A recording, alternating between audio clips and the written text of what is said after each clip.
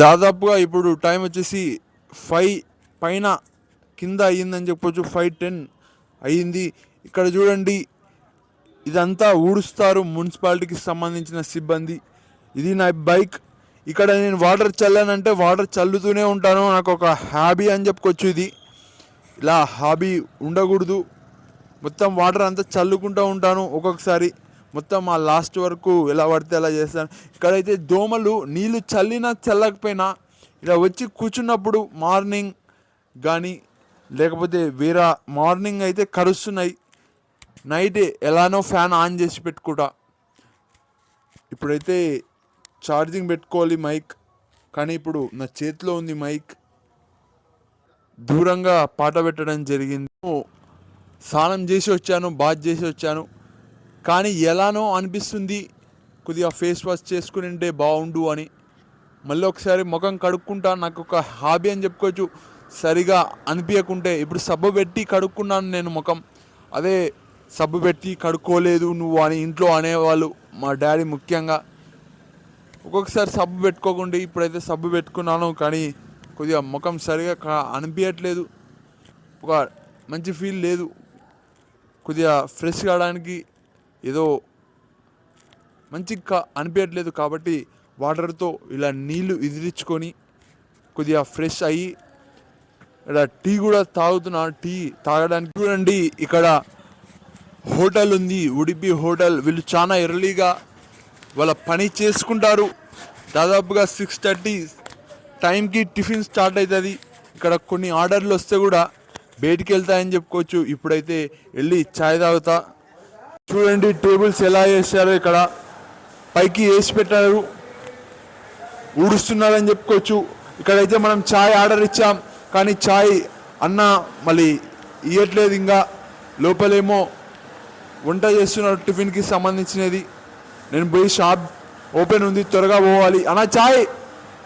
దానికి ఛాయ్ కంప్లీట్ చేసి ఇక్కడ పెట్టడం జరిగింది కప్పు. ఇక్కడ మా డాడీకి పెడితే నచ్చదు కప్పు, డస్ట్బిన్లో పడేయాలి అని చెప్తాడు, ఎందుకంటే పైన దేవుడు ఉన్నాడు అని. ఇక్కడ ఇది పరిస్థితి. మార్నింగ్ ఇప్పుడే పోలీస్ జీప్ వెళ్ళింది. వాళ్ళు ఈరోజు ఏదో పని పైన వెళ్తున్నట్టుగా కనపడింది. దోమలు, ఈగలు. ఇప్పుడైతే పరిస్థితి బాగాలేదు. కొద్దిగా ఈ చలికి లేస్తలేరు అని అనుకుంటున్నాం, కానీ చాలామంది లేచి ఇక్కడ ఛాయ్ తాగుతున్నారు. దూరం నుంచి చూడొచ్చు. ఓ అన్న చూడు, రైతు అనుకుంటా, ఎలా పోతున్నాడో బైక్ పైన. టైంకి లేచి ఇంటర్లో చదివేతోళ్ళం. ఇక్కడ స్కూల్లో అయితే 6:30కి ఉంటుండే 10th క్లాస్లో. వెళ్ళి చదవాలి, అతి కష్టం పైన తెలుసు. మళ్ళీ చదువు ఎందుకంటే అక్షర జ్ఞానం అంత లేదు, అలానే బలవంతంగా చదివించారు. నేను ఈ టైంకి లేచి చదువుతుంటే ఎగ్జామ్స్ ఉండే టైంలో. ఈ చలి అంటే నాకు పడదు. చలికాలం నాకు సెట్ కాదని చెప్పుకోవచ్చు. ఇబ్బంది పడేతోని కొద్దిగా మెంటల్ హెల్త్ అనేది సరిగా లేకుండే. ఇప్పుడైతే ఓకే. చాలా కారణాలు, ఒక్క కారణం కాదు, బయట వ్యక్తులు మరియు నాకు చదువు రాకపోవడం మరియు కొన్ని ఇలా ఇబ్బందులు పడ్డానని చెప్పుకోవచ్చు. ఇప్పుడైతే మంచిగా ఉన్నాను, చల్లగా ఉంది. ఇప్పుడు వరకు ఇలా మార్నింగ్ ఎందుకు తెరిచానంటే కొద్దిగా యూట్యూబ్లో వ్యూస్ అనేటివి ఎక్కువ పోవట్లేదు. మనకు వచ్చేసి ఈ మోటార్లు, పైపులు, ఇలా కొన్ని సామాన్ పెట్టాము, ఇంకా కొన్ని సామాన్ పెట్టాలి. ఈ ఉన్న సామానే అమ్మడానికి రావట్లేదు.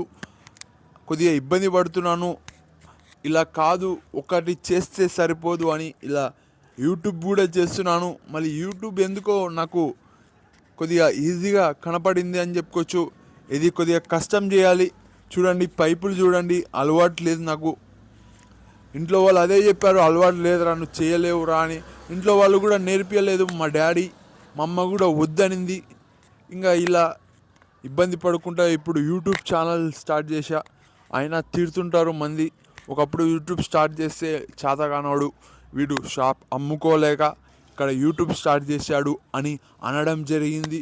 ఇప్పుడైతే యూట్యూబ్ ఛానల్ మరియు బిజినెస్ కూడా ఒకేసారి ఉండేటట్టుగా కొద్దిగా బిజినెస్కి మరియు యూట్యూబ్ ఛానల్ ఇలా టైం కేటాయిస్తున్నాను.